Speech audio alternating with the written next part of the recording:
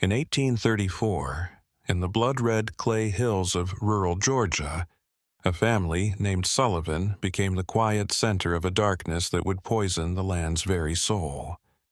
It didn't start with a scream. It started with a whisper, a rumor that spread like smoke through the pine trees and over the cotton fields. People in their small, God-fearing community saw Eliezer and his wife Morwen as the Sullivans as important people. Yes, they were secretive, but there was no doubt about their piety. Their farm, a huge 200-acre property set far back from the main road, looked like a peaceful island. But something was very, very wrong with this picture, even though it looked perfect on the outside. Neighbors saw the wagon full of too much flour, salted meat, and coarse spun cloth making its weekly trip from town. It was way too much for two people living alone. When people asked Morwen Sullivan, a woman with eyes as dark and still as a forest pool at midnight, would smile peacefully. She would talk about charity and how she took in orphaned children from the plagues that swept through the cities. These poor souls needed peace and quiet to heal. The story was beautiful and Christian, and the community believed it because they wanted to believe in their own goodness. They decided not to listen to the other whispers. They decided to ignore the fact that there was never any laughter or children playing in the yard. The only sounds coming from the Sullivan farm were the rhythmic thud of an axe splitting wood long after sunset and the faint, almost imperceptible sound of hammering that seemed to come from deep within the earth itself, not the barn. The lie was a work of art in psychological architecture, built over the course of 20 years with care and chilling accuracy. Morwen Sullivan was the main designer. She came to Georgia as a bride from a faraway, unnamed part of the country in 1812.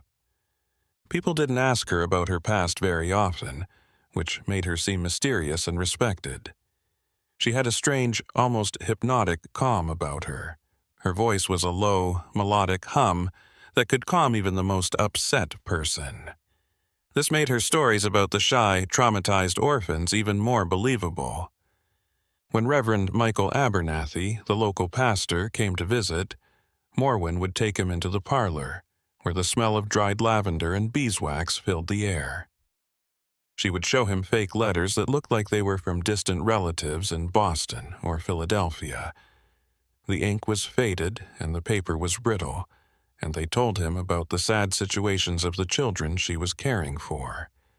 She would talk about how fragile they were, how scared they were of strangers, and how they needed to be completely alone to heal from what they had seen. Reverend Abernathy, a man of simple faith, would leave the Sullivan farm with tears in his eyes, thanking the Lord for putting such unselfish people in his parish. He would tell his church about the quiet, noble work of the Sullivans and use them as an example of what true Christian charity looks like. And the myth got bigger. People in the area thought of the Sullivans as saints. Their strange habits and quietness showed how dedicated they were. People never asked why the chimney on their small farmhouse let out smoke all the time, even on the hottest summer nights. No one thought to ask what kept the fire going all the time. The earth does not forget the blood it drinks, is an old saying that the Muskogee people who lived on that land used to say. The Sullivan property was built on land that held memories of wars, rituals, and sorrows that were much older than the state of Georgia itself. And sometimes those memories would come back. People in the area would sit around crackling fires late at night and tell stories about hunters who were tracking deer near the Sullivan property line. Suddenly, they would feel an inexplicable dread and a coldness that had nothing to do with the weather. Their dogs would whine and refuse to go any further. Their hair would stand on end as they looked into the woods around the farm. Josiah Crane, a farmer, said he once saw Morwen Sullivan standing at the edge of her property at dusk. She wasn't looking at him. She was looking at the ground beneath her feet, and her lips were moving in a silent, rhythmic chant. He said that the air around her seemed to shimmer and change, as if reality itself was bending to her will. He told his wife he had seen something that wasn't natural and wasn't of God, but she, like everyone else in the community, thought it was just the fantasy of a man who drank too much corn liquor. These little, scary things were smoothed over, explained away, and finally forgotten, because admitting them would mean admitting that their world was falling apart. It was easier to believe that a religious couple was quietly helping others than to face the terrifying thought that the evil they read about in the Bible wasn't just a historical idea, but a real person living nearby, hiding behind a calm smile and a carefully crafted lie. The first sign of trouble came in the harsh winter of 1833. A snowstorm hit the area that Georgia hadn't seen in a generation. It buried roads and cut off homes. Klaus Richter, a German immigrant who sold tin on the road, was stuck. His horse had hurt its leg, and his wagon was stuck in a deep drift. He could only see a dim, flickering candle in the window of the Sullivan farmhouse far away. He had no other choice but to walk through the snow, which was half frozen, and knock on their door. Eleazar Sullivan, a big, quiet man, with a face like a weathered gargoyle, answered. His reluctance was plain, but the ancient laws of hospitality in a storm could not be denied. In the main room, Klaus was given a bowl of thin stew and a blanket to sit on. As the night went on, the small house became more and more tense. The Sullivans didn't say much, just exchanged quick, secret looks. But what really bothered the peddler were the sounds coming from below. A faint, rhythmic scraping and a muffled, guttural scream that stopped suddenly. Morwen Sullivan's eyes never left Klaus's when he asked about the noise. She said it was just the house settling, and the old wood creaking under the weight of the snow. Richter had a good reason to think this, but all night he felt like he was being watched not by the couple sleeping in the other room, but by dozens of eyes that he couldn't see. As he got ready to leave the next morning, he saw something strange by the cellar door. In the corner of the kitchen, there was a badly carved wooden bird that looked like a child's toy. In the pale morning light, it looked like it had dried blood on it. A second event happened weeks later, and this one was worse. Irish immigrants were going through the county on their way to the mills. While her family was setting up camp for the night, their youngest daughter, Aisling, who was 7 years old and had hair the color of a fiery sunset, wandered off. They started looking for it in a hurry. The O'Malleys and a few local farmers searched the woods for 2 days. On the third day, the father, who was very worried, knocked on the Sullivans' door and asked if they had seen his daughter. Morwen Sullivan met him on the porch, and her face was a mask of kind sympathy. She said she hadn't seen anything, but she prayed for the child's safe return and gave the grieving father a loaf of bread for his family. The search was finally stopped. People thought that wolves had taken little Aisling O'Malley, or that she had died from the weather. Her family, heartbroken, moved on. This was just one more sad story in a time full of them. But months later, a young boy from the neighborhood who was chasing a stray dog through the woods next to the Sullivan property found something stuck in the bushes. It was a small, torn piece of red ribbon, just like the one Aisling had in her hair the day she went missing. At the time, he didn't think much of it. It was just a ribbon, but he would always remember it. He would remember it years later when the full, scary truth about what happened on that farm finally came out. The whispers were getting louder, turning from vague unease into a real, terrifying suspicion. The earth was about to show the blood it had been forced to drink. Martin Luther once said, "The devil is a better theologian than any of us, and he is still a devil." This chilling thought perfectly describes the evil that lived in the Sullivan home. It was an evil that knew the Bible, could speak like a holy person, and could wear the mask of charity so well that even God's ministers were fooled. The Sullivans' lie was not a simple one. It was a distortion of faith itself. They built their prison out of the community's most important values: compassion, trust, and Christian duty. This made the discovery not only a crime, but also a spiritual crisis for the whole area. How could such terrible evil have grown in their midst, fed by their own good intentions? For generations, the question would bother them. The Sullivans weren't just covering up a crime. They were doing a long-term psychological experiment on the whole community to see how far they could push their beliefs and how willing they were to ignore things that didn't fit with their comfortable view of the world.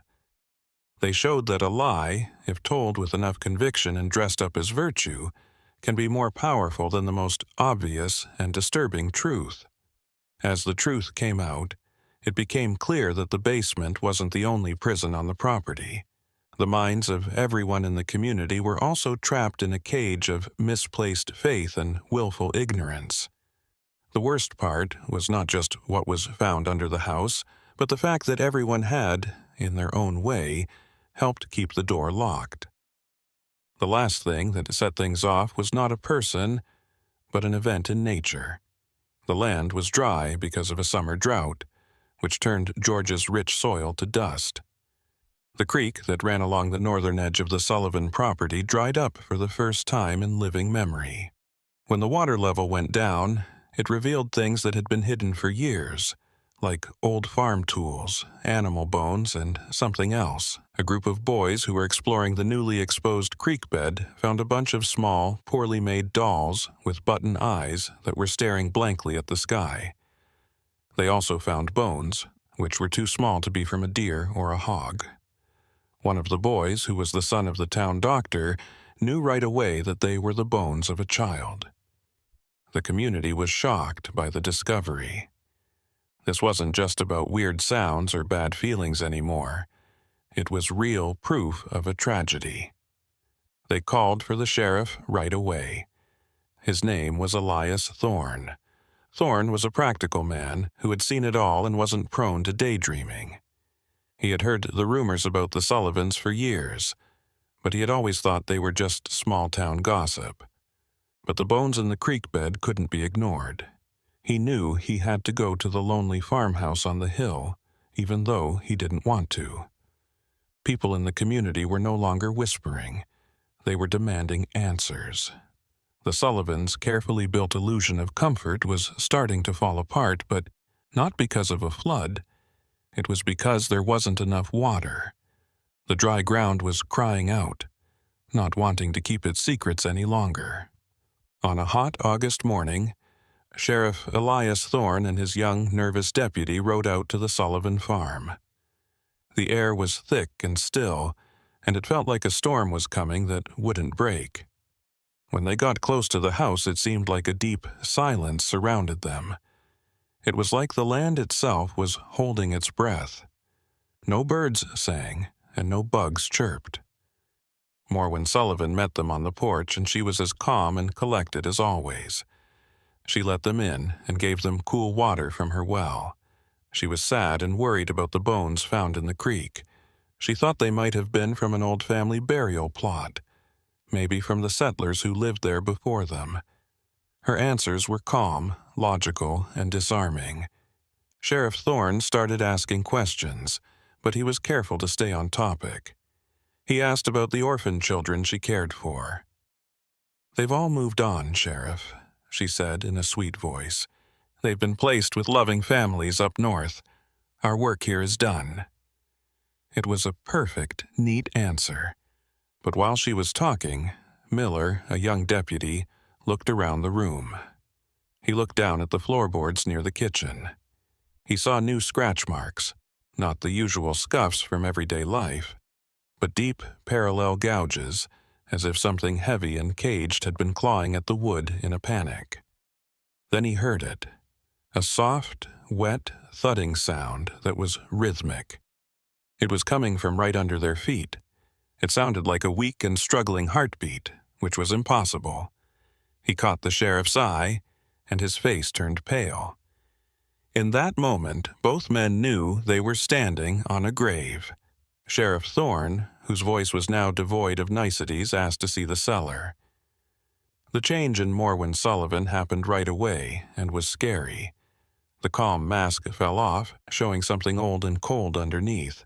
Her eyes, which had been calm before, were now filled with an evil fire. "That's not possible," she said, her voice losing its musical quality and becoming flat and hard.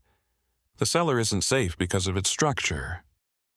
Eleazar Sullivan, who had been standing still in the corner like a piece of furniture, took a step forward, his huge hands opening and closing. There was an unspoken violence in the air in the room. But Thorne was a man who had fought. He pulled out his gun, and the hammer's click echoed in the tense silence. "Mr. Sullivan," he said slowly, "you will open that cellar door, or I swear to God I will do it myself."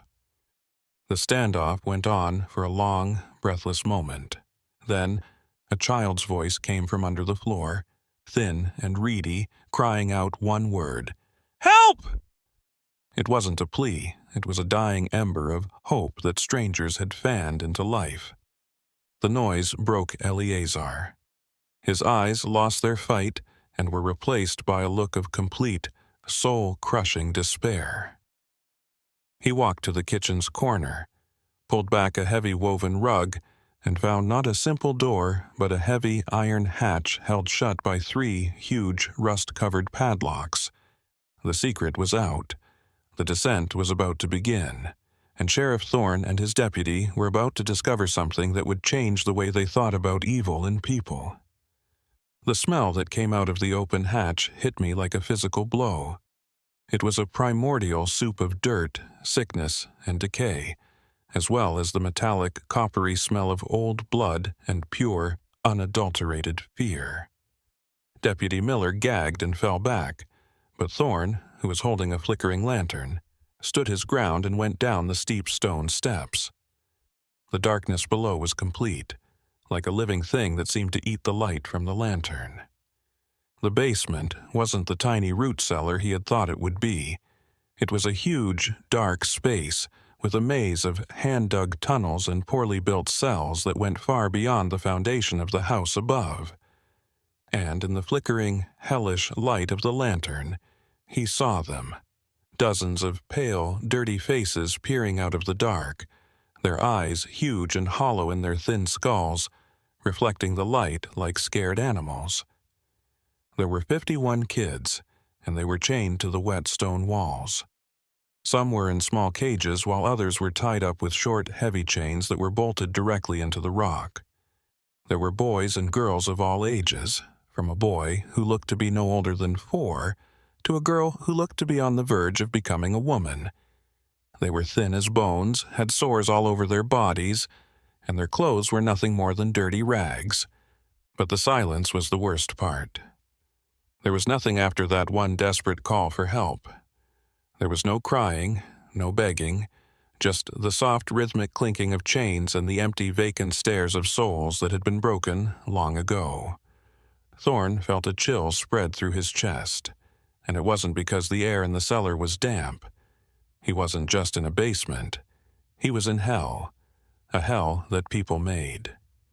Theologian Reinhold Niebuhr famously said, "Man's capacity for justice makes democracy possible, but man's inclination to injustice makes democracy necessary." Sheriff Thorne faced the absolute truth of that statement in that Georgia basement. This wasn't just a crime of passion or greed. It was a planned, long-term act of injustice that was so deep it was almost metaphysical. It was a planned attack on the idea of being human. Thorne and his deputy went deeper into the maze, and the size and method of the operation became terrifyingly clear. This wasn't a jail. It was a lab. One room had shelves with jars of strange herbs and tinctures on them, as well as surgical tools that looked rough and brutal. There was only one iron chair, with leather restraints in the smallest and most heavily fortified room. The walls of this room were dark with stains from old fights that had been forgotten. A third room acted as a kind of archive. There were dozens of leather-bound ledgers stacked up neatly here. Thorne opened one. There were not names inside, but numbers written in Morwen Sullivan's beautiful, clear handwriting. Every child was a sample, a specimen. Next to each number were carefully written notes that said things like, Specimen 14, Origin, Savannah Docks, resistant to auditory conditioning, requires isolation, or Specimen 32, Origin, Irish migrant family, displays high pain tolerance, suitable for advanced protocols. This wasn't about taking care of orphans. This wasn't even about basic human trafficking. This was something else, something colder, more analytical, and a million times worse. The ledgers showed a truth that was much worse than just kidnapping. The Sullivans didn't run this business. They were just the groundskeepers and the people who took care of the collection. The records showed transactions, shipments, and letters sent to and from a network of people that included the busy ports of Charleston, the fancy drawing rooms of Boston, and even London and Paris across the ocean. The kids in the basement weren't just a random group of unlucky people. They were bought. They had been chosen, sourced, and sent to the Sullivan farm for a specific reason. Some entries talked about bloodline purity, others about innate sensitivities, and the most frightening of all, conduit potential. These were not the words of normal criminals. They were the words of occultists, a secret group looking for a certain genetic or spiritual trait in these kids. The kids spoke different languages and came from different ethnic groups. It wasn't random, it was a carefully planned mix. They were putting together pieces for some horrible, unknown puzzle.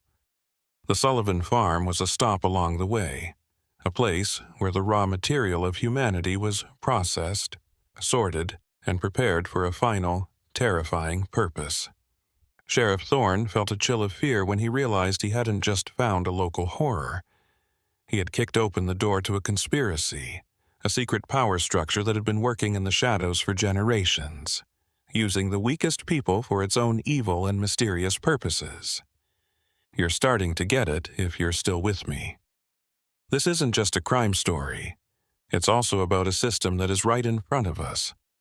Please take a moment to comment below, "The roots run deep," because you are now part of this discovery. You're not just watching. When the kids were finally able to talk, they told stories that were hard to believe. They talked about visitors, men and women in nice clothes, who would come down to the basement with Morwen Sullivan. These visitors didn't see kids, they saw animals. They would check the kids' teeth, touch their arms and legs, and shine flashlights in their eyes.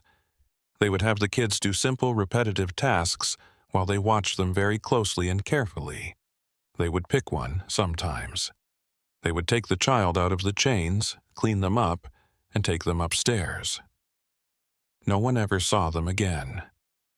The other kids were told that the chosen one had ascended, which meant that they had been chosen for a higher purpose. Of course, it was a lie, but it was a lie that gave people a strange kind of hope and made them want to be chosen so they could get away from the misery of the cellar every day. This was the real brilliance of Morwen's mind control. She had turned their prison into a cathedral of suffering, where the only reward was not freedom, but being chosen for an even worse, unknown fate. The kids weren't just prisoners. They were members of a cult that wanted to destroy them. They prayed for the very thing that would kill them. One of the oldest living kids, a teenage boy who went by the name Number 7, gave the most terrifying account. He had been in the basement for almost 10 years, ever since he was a little kid. He remembered a time before the Sullivans, when he was in a warm bed and his mother sang to him. He said that Morwen was not a captor, but a teacher. She would teach in the dark. She told them that the world above, our world, was a place of lies, pain, and chaos. She said the cellar was a safe place where people could get clean. She told them that their bodies were just containers, and that their pain was a necessary part of making the containers empty and clean, so they could be filled again. She broke down their minds and erased their sense of self by using a strange mix of starvation, lack of sleep, and a constant, low-frequency humming sound that seemed to come from the walls of the basement. She wasn't trying to get them to do what she wanted. She wanted them to be blank, empty slates. Thorne wondered what she was going to write on them. The boy's story made it seem like there was a reason for him to do it other than money or even scientific curiosity. It pointed to a spiritual or otherworldly goal.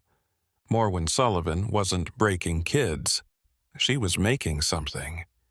She was a blacksmith of the soul, and her forge was a basement in Georgia that was warmed by the fires of unimaginable human suffering. The investigation that came next was a bureaucratic and political nightmare. Sheriff Thorne kept running into walls of resistance as he tried to follow the leads from the ledgers. Some of the most powerful and respected people in the South were the ones listed as contacts and buyers. These included judges, cotton magnates, and state senators. When Thorne showed the state officials in Atlanta his proof, they politely didn't believe him and quietly told him to be careful. Files were lost. A fire at the county courthouse accidentally destroyed evidence. Deputy Miller was the first person to see the scratch marks on the floor. A week later, he was found dead, apparently thrown off his horse on the way home. Thorne knew better, even though it was called an accident. He was getting a warning. The system was looking out for its own. He understood that the conspiracy wasn't just a secret group of occultists. It was part of the very structure of institutional power. These powerful people weren't just customers of the Sullivans. They were also business partners and patrons of a business that gave them something they couldn't get legally. The kids were a resource, a product for their sick desires, whether it was for sick fun, slave labor that left no official record, or for the even worse reason that Morwen's ledgers hinted at. The real horror wasn't that the Sullivans were real. It was that society had made a place for them to work, and the people who were supposed to enforce the law were the ones who protected them. Let's take a break. I want you to really see this. Think about how it would feel to be a child in that dark. The only light you see is the flickering of a lantern that the person who is both your God and your devil is holding. You only know the world of wet stone and the smell of sadness.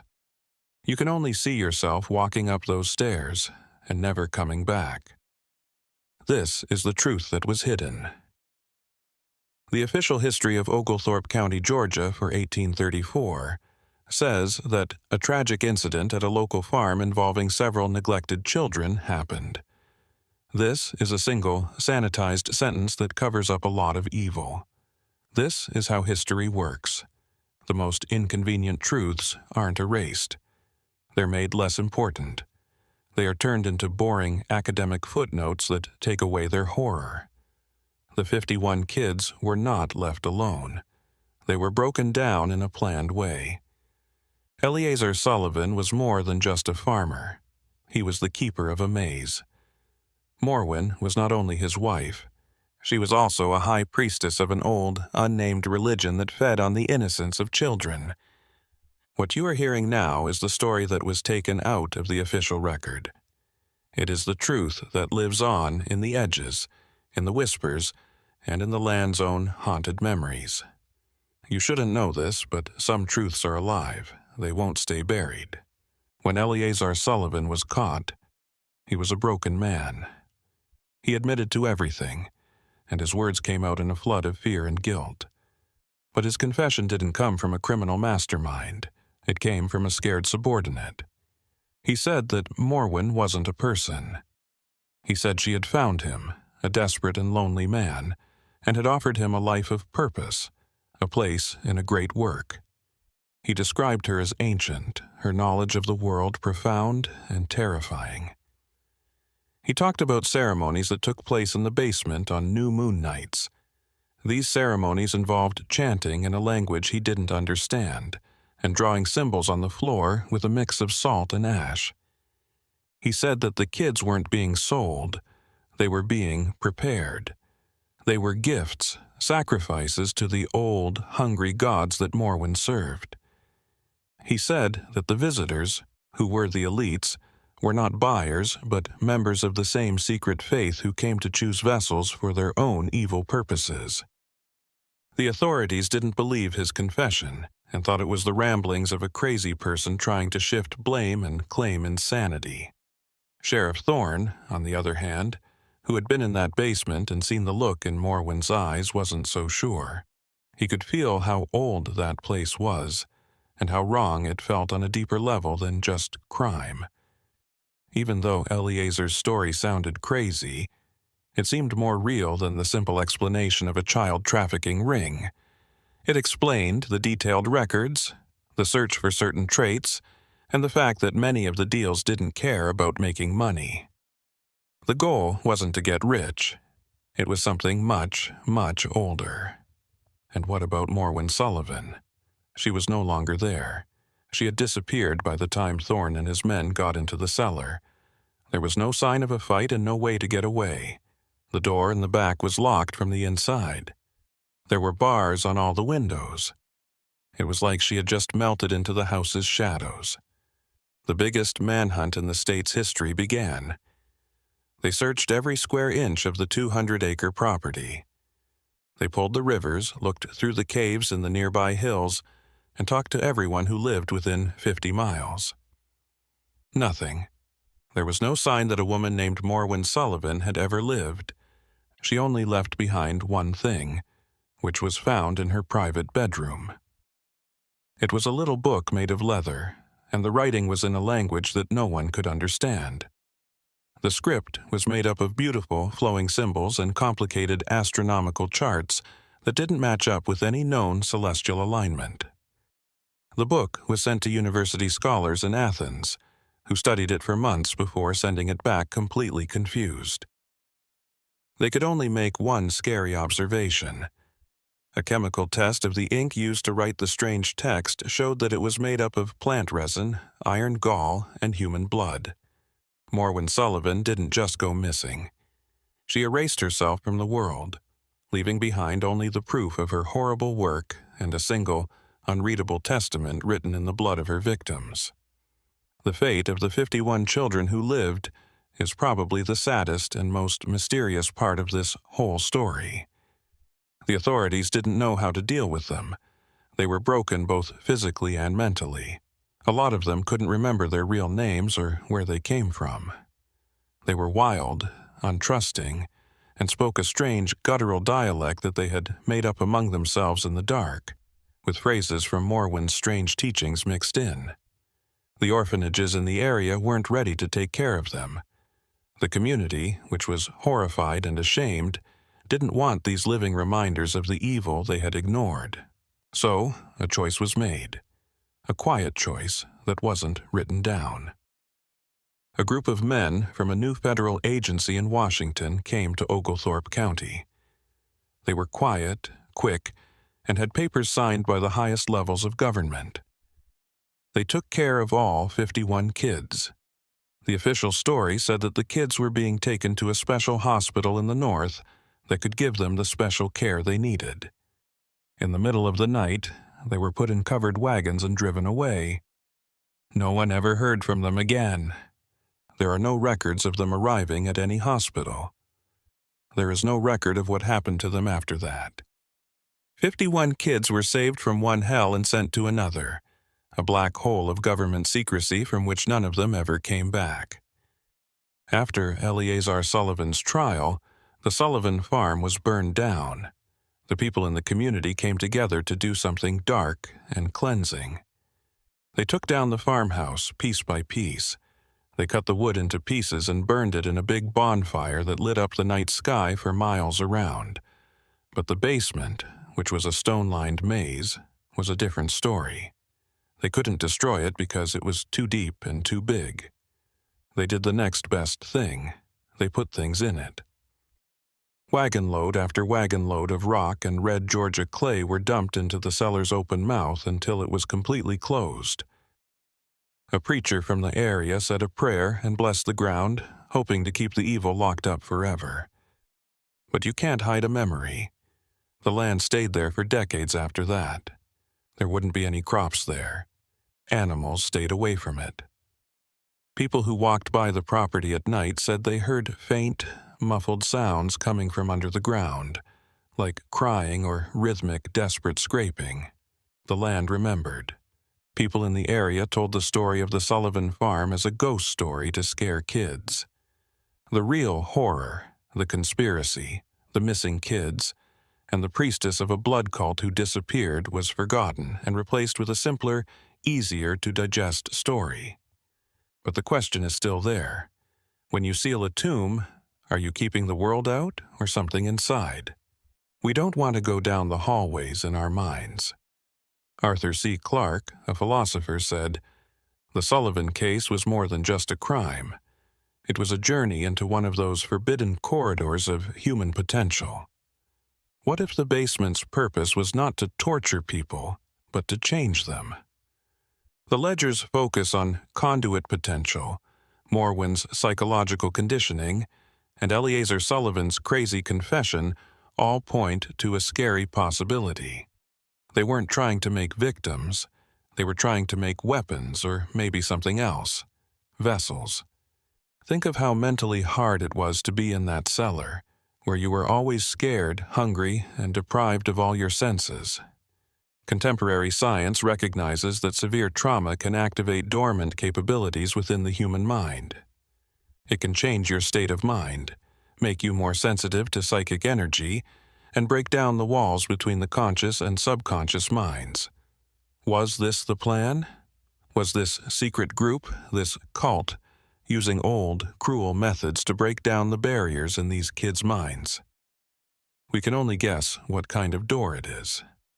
Maybe they thought that a mind that had lost its sense of self could become a channel for another intelligence or consciousness from another world. The kids were not the product. Their minds were empty and traumatized. They were getting ready to get something. The Sullivan farm wasn't a prison. It was a factory that made haunted houses for people to live in. Let's talk about the web. The names in the ledgers weren't just a list of clients. They were a map of a secret power structure. When investigators looked at the names in historical records, they saw a scary pattern. A lot of the people were part of the same secret societies, fraternal orders, and exclusive clubs that were popular in the upper classes of American and European society. These men made decisions about policy, paid for industries, and whispered in the ears of kings and presidents. And they all had a secret interest in getting ready-made kids from a dirt farm in rural Georgia. This wasn't a small group of crazy occultists.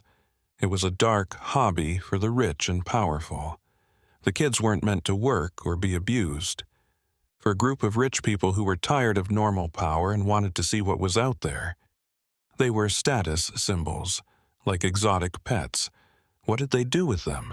The records don't say anything, but rumors from the time say that there were secret demonstrations in the cellars of Boston mansions, oracles kept in secret rooms in London townhouses, and children with dead eyes who could supposedly talk to the dead or predict the stock market's movements. The network was using these broken people as tools to get more money, knowledge, and power in a cruel cycle of exploitation that kept going on and on. The most damning piece of evidence was a single, mysterious letter that was found hidden in Morwen Sullivan's Book of Blood. It came from someone in London who was only known by a wax seal with the picture of a snake eating its own tail. The letter wasn't about getting a child.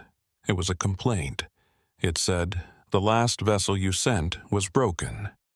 It broke during the transfer. The consciousness didn't take. We had to throw it away. Your stock has been getting worse.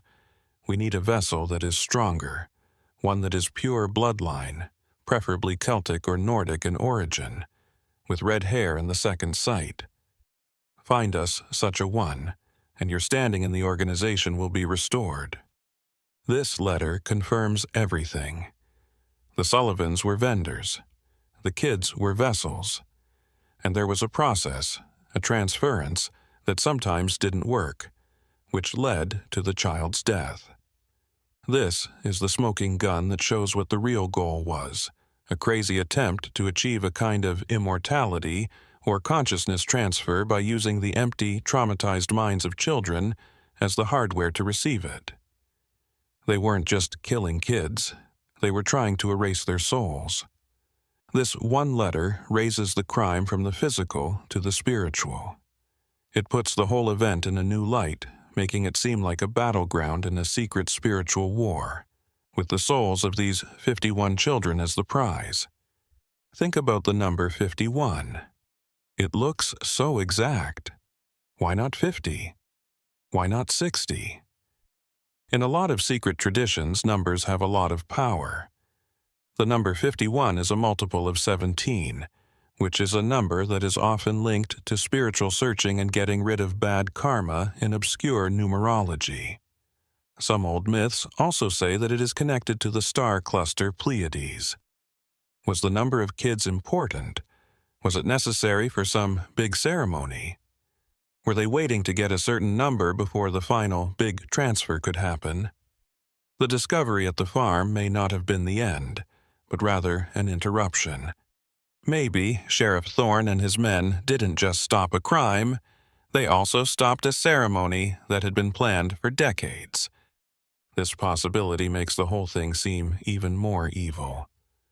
The 51 kids weren't just a group, they were a set. They were the parts of a machine, like a choir for a devilish symphony. And we can only guess what would have happened if that last, awful chord had been played. What kind of cosmic horror were the Sullivans and their powerful patrons trying to bring about or let loose on the world? The sealed basement in Georgia may hold more than just memories of pain. It could be the cork in a bottle that holds a darkness we can barely understand.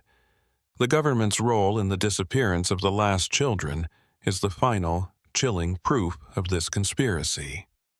Why would a federal agency go to such great lengths to hide and classify 51 traumatized kids?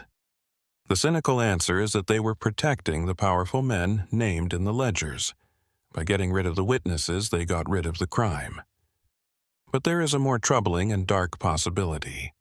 What if the agency wasn't hiding the crime, but was still doing the experiment?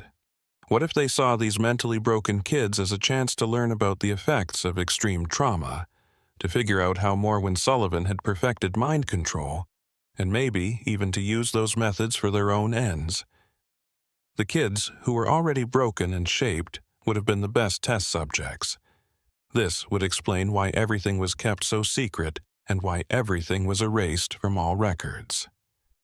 They didn't save the kids, they took over the project. The people who were supposed to bring justice became the ones who did evil. The Sullivan farm was just a model for the private sector, and the government took over the research and development when it worked. This is the worst thing that could happen. The system that is supposed to keep us safe can not only put up with evil, but also take it in, improve it, and use it for its own purposes. They didn't save the kids, they just got new people to take care of them. Years after the farm was destroyed, an archaeologist from Emory University used new ground-penetrating radar technology to survey the site without permission. The university never officially published his results because they were too speculative. But his private journals tell a different story. The radar showed that the basement was much more complicated than anyone had thought. It wasn't just a series of rooms, it was a precise geometric pattern, like a circuit board carved into the ground. The layout matched some pre-Celtic astronomical maps almost perfectly. It was centered on a deep, perfectly round room right under where the farmhouse hearth used to be. The professor thought that the structure wasn't a cellar at all, but a machine, like a resonator that was meant to boost and focus psychic energy. He thought that the kids were the source of power. They were using their collective fear, pain, and focused mental energy, which was made stronger by the structure's resonant properties. For what? The professor didn't know, but in his last entry before his funding was mysteriously cut off and he was given a new job, he wrote, "This was not built by farmers. The knowledge of acoustics, sacred geometry, and telluric currents is ancient. The Sullivans did not build this place. They just reopened it. Think about how quiet it is. This is a story that should have been a national scandal and a landmark case in the history of American crime, but it has been almost completely forgotten. It isn't in most history books that most people read. The official records are either sealed or missing. Why? Because the story is too risky. It doesn't just point to a few criminals. It points to a system of power, wealth, and influence that is still in place today. The names in those ledgers belong to families whose dynasties still have an effect on our world today. If the Sullivan case were fully exposed, it would be like pulling on a thread that could tear down the whole system of power that has been built up over time. The truth is that secret societies and hidden loyalties run the world, and these groups have a strong interest in keeping their darkest histories hidden. The fact that the Sullivan story was silenced is not a historical accident. It is an act of suppression that is going on right now. Just by listening to this, you are taking part in a historical act of rebellion. You are hearing a story that you shouldn't have heard. So, I want to know, what other stories have been kept quiet? What other basements, both real and imagined, are sealed and forgotten under the foundations of our society? The truth is like a ghost that will keep haunting us until we are brave enough to face it. A deathbed confession, decades later, revealed one last chilling detail. A man who worked as a guard at a federal asylum in upstate New York in the middle of the 1800s told his priest a strange story. He talked about a secret part of the asylum called the Echo Ward. It was home to a group of patients who never saw the light of day. They weren't crazy in the usual sense. They were empty. They would sit for days staring at the walls, but sometimes they would all start to speak in a strange, guttural language at the same time. They would sometimes recite complicated math formulas or astronomical data that was way beyond what people of their time knew. The guard said they were called receivers instead of patients. He talked about one of them, a young woman with bright red hair and eyes that looked empty. He said that one night the doctors brought a politician who had had a severe stroke and lost all memory and speech into her cell. They didn't take him with them.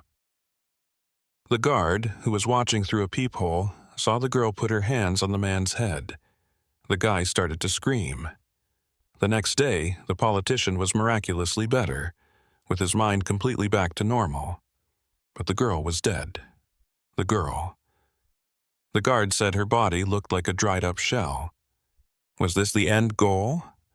Were the children on the Sullivan farm turned into living batteries, vessels whose life force could be drained to heal or give power to the rich people who owned them? The legacy of the Sullivan farm is not one of justice, but of a terrifying, unanswered question. Did the network die with the Sullivans? An organization with that much power, money, and history doesn't just go away. It changes. It changes how it works.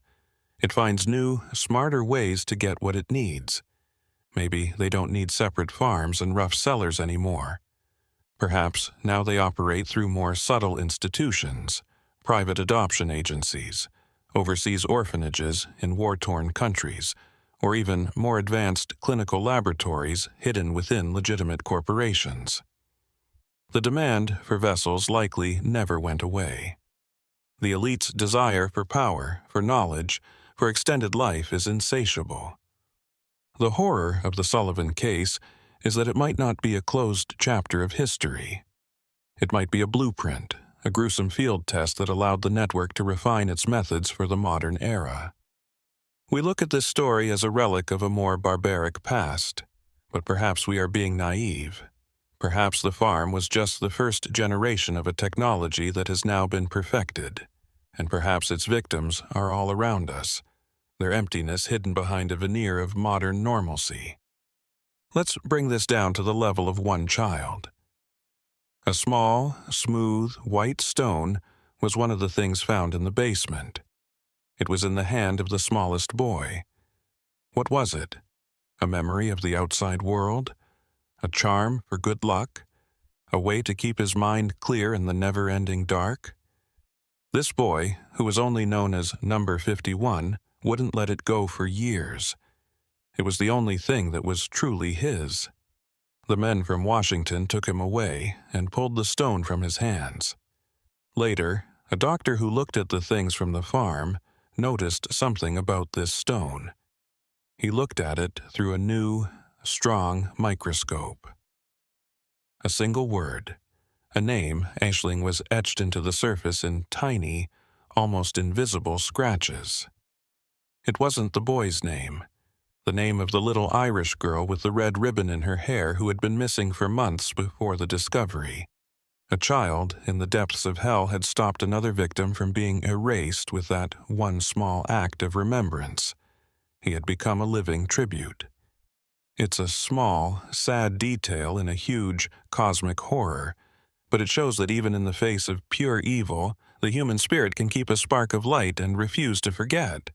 That spark is what keeps stories like this alive and fights back against the silence and the suppression. What does this mean for us? We are left with a story that makes it hard for us to understand history, power, and how dark people can be. The Sullivan case was never just about one messed-up family in Georgia.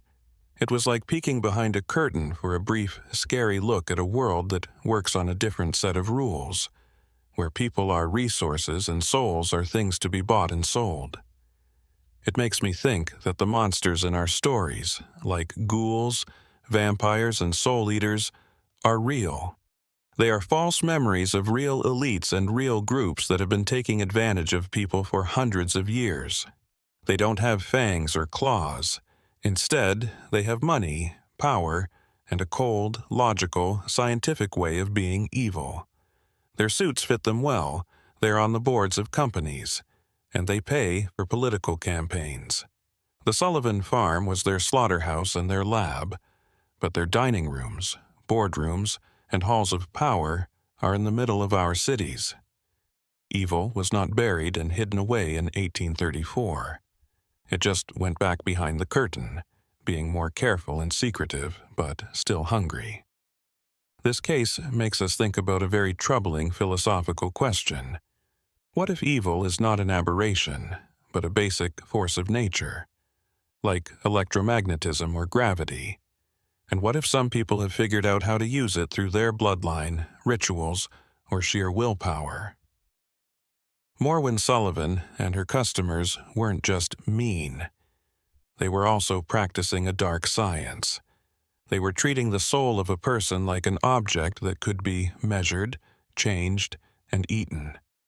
This is a crime that goes beyond what we usually think of as a crime. It's a type of spiritual cannibalism. The idea that other people can take our consciousness, or life force, and use it as fuel is the worst thing that can happen. It changes the universe from a neutral or friendly place to a predatory ecosystem, where some people are born to be predators and most of us are born to be prey. There were 51 kids in that basement who were not just being abused. They were victims of a cosmic wrong, a tear in the moral fabric of reality itself. And the silence surrounding their fate is a testament to how terrified we are of admitting that such a tier could even exist. Ultimately, we possess more inquiries than resolutions. What was the main goal of the transference? Was Morwen Sullivan really a supernatural being?